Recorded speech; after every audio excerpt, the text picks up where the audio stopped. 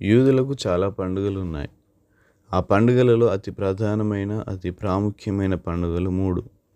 అందులో మూడవది పర్ణశాలల పండుగ. గతంలో వారేమై ఉన్నారో మర్చిపోకుండా చేసే పండుగ. యెహోవా మోషేకు ఇలాగ సెలవిచ్చెను, నీవు ఇశ్రాయేలీయులతో ఇట్లా అనుము, ఈ 7వ నెల 15వ దినము మొదలుకొని 7 దినముల వరకు యెహోవాకు పర్ణశాలల పండుగ జరపవలెను.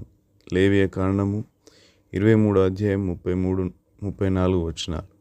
నేను ఐగుప్తు దేశంలో నుండి ఇశ్రాయేలీయులను రప్పించినప్పుడు వారిని పర్ణశాలలో నివసింపజేసి తినని మీ జనులు ఎరుగునట్లు 7 దినములు మీరు పర్ణశాలలో నివసింపవలెను.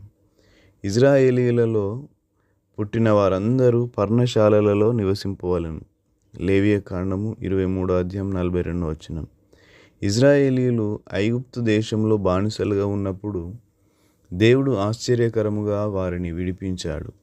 అరణ్యంలో దేవుడు వారిని నడిపిస్తున్నప్పుడు అరణ్యంలోనే పర్ణశాలలు లేదా గుడారములు వేసుకొని అందులోనే వారు రాత్రులు నివసించేవారు.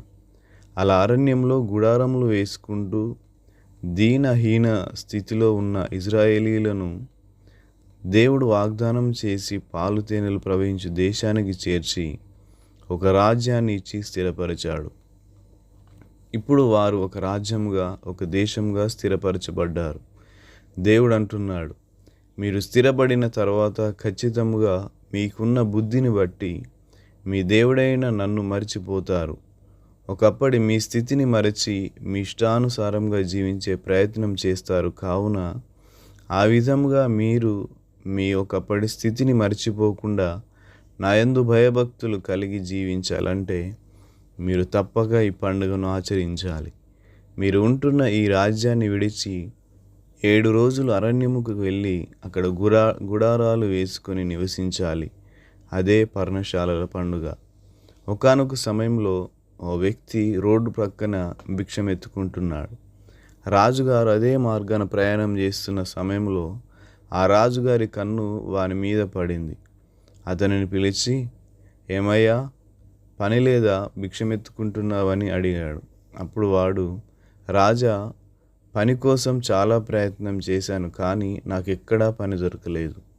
ఆకలికి తట్టుకోలేక చివరికి ఈ స్థితికి వచ్చాను. దయతలచి మీ రాజ్యంలో ఏదైనా పని ఉంటే ఇప్పించండి, తప్పకుండా కష్టపడి పని చేస్తానని అన్నాడు. ఎందుకు ఆ వ్యక్తిని చూస్తే రాజుగారికి బహునమ్మకం ఏర్పడింది. అయితే నాతో రా అని చెప్పి రాజ్యానికి తీసుకువెళ్ళి పని ఇచ్చాడు. అతడి నమ్మకత్వాన్ని అన్ని పనుల్లో చూసినటువంటి రాజు మురిసిపోయి ఒకరోజు అతనిని మంత్రిగా చేశాడు.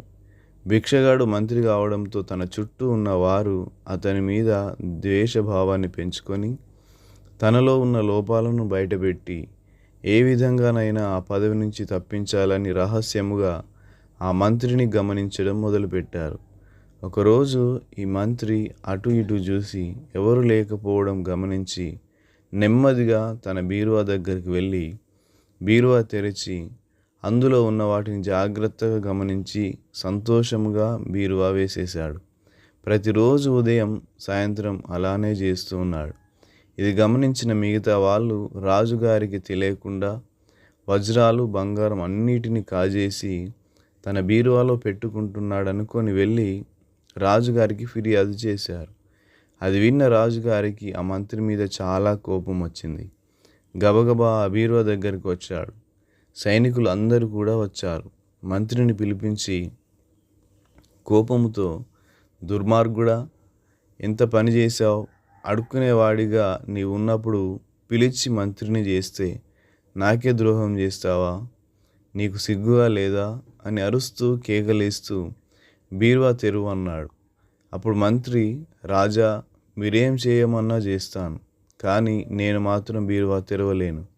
దాంట్లో చాలా విలువైన వస్తువులు ఉన్నాయి అని చెప్పేసరికి రాజుగారికి చాలా కోపం వచ్చి, నా మాటకి ఎదురు చెప్తావా అని చెప్పి సైనికులను పిలిచి బీరువాను తెరవమని ఆజ్ఞాపించాడు. సైనికులు ఆ బీరువా తెరవగానే అందులో ఉన్న వాటిని రాజు మరియు చుట్టూ ఉన్న వారందరూ చూసి బహుగా ఆశ్చర్యపోయారు. రాజు నెమ్మదిగా వచ్చి మంత్రితో అంటున్నాడు, ఏమిటయ్యా ఇది?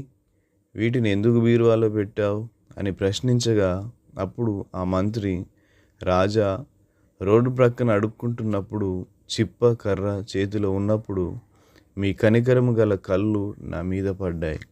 దిక్కుమాలిన వాడనైన నన్ను మంత్రిగా చేశారు. ఇప్పుడు నేను మంత్రిగా ఏ లోటు లేకుండా అన్నీ అనుభవిస్తున్నాను. అలా అనుభవిస్తున్న నేను ఎక్కడ మీ కనికరమును ప్రేమను మరిచిపోతానేమో అని చెప్పి, ఆనాడు నేను అడుక్కున్న చిప్పను కర్రను, ఆనాడు నేను కలిగి ఉన్న ఆ వస్త్రాలను నా బీరువాలో దాచిపెట్టుకున్నాను. ప్రతిరోజు ఉదయం సాయంత్రం వాటిని చూసుకుంటూ నా మనసులో అనుకుంటున్నా, ఇది ఒకప్పటి నా జీవితం, ఇది ఒకప్పటి నా స్థితి. రాజు కనికరం మీదే ఈరోజు నేను ఇంత ఉన్నతమైన స్థితిలో ఉన్నాను.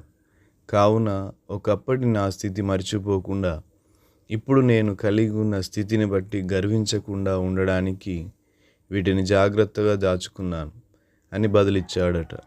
ఇజ్రాయేలీలు వారి స్థితి ఏమిటో, వారి గతి ఏమిటో మర్చిపోకుండా దేవుని దగ్గరకు వచ్చి కృతజ్ఞతాభావముతో దేవుని ఉపకారమును జ్ఞాపకము చేసుకునే పండుగ ఈ పర్ణశాలల పండుగ. ఈ పర్ణశాలల పండుగ అనుభవం మీ జీవితంలో ఉందా? దేవుని ఎడల కృతజ్ఞతాభావం మీ జీవితంలో ఒక్కసారి నిన్ను నీవు పరిశీలన చేసుకొని ఒకప్పటి నీ స్థితిని మర్చిపోకుండా దేవునికి కృతజ్ఞత కలిగి జీవించమని మనవి. దేవుని బిడ్డలమైన మనకు మొదటిగా పస్కా పండుగగా యేసుక్రీస్తు శిలువలో మన కొరకు పస్కా బలి పశువుగా అప్పగించబడ్డాడు. ఆ క్రీస్తు రక్తము ద్వారా మనం ముద్రించబడినట్లయితే మనకు నరకము లేదు. అటువంటి అనుభవము పొందుకున్న మనము పెంతెకొస్తు పండుగగా పరిశుద్ధాత్మ దేవుడు దిగి వచ్చాడు. క్రీస్తును విశ్వసించిన వారిని అందరినీ తన శక్తితో నింపాడు. నీవు నేను పరిశుద్ధాత్మ దేవుని శక్తితో నింపబడి దేవునికి సాక్షులుగా జీవించాలి. ఆ తర్వాత పర్ణశాలల పండుగ అనుభవం. మనం ఒకప్పుడు పాపిష్టి వాళ్ళమని, దేవునికి శత్రువులుగా ఉన్నామని, అటువంటి మనలను దేవుడు ఎంతో ప్రేమించి రక్షించి నీతిమంతులుగా తీర్చి ఈరోజు ఇట్టి స్థితి మనకు అనుగ్రహించాడని కృతజ్ఞత కలిగి జీవించుదాం. తగ్గింపు తత్వముతో, దీనత్వంతో మనలను రక్షించిన దేవునికి ప్రతిదినము రుణపడి కృతజ్ఞతతో ఆ దేవుని సేవించడం, ఇదే పర్ణశాలల పండుగ అనుభవం. ఈ 3 పండుగల అనుభవాలు ప్రతి ఒక్కరూ తమ ఆత్మీయ జీవితంలో కలిగి ఉండాలి. నా ప్రాణమా యెహోవాను సన్నుతించుము, ఆయన చేసిన ఉపకారములలో దేనిని మరొకము. కీర్తనలు 103:1-2 వచనాలు. Thank you. God bless you.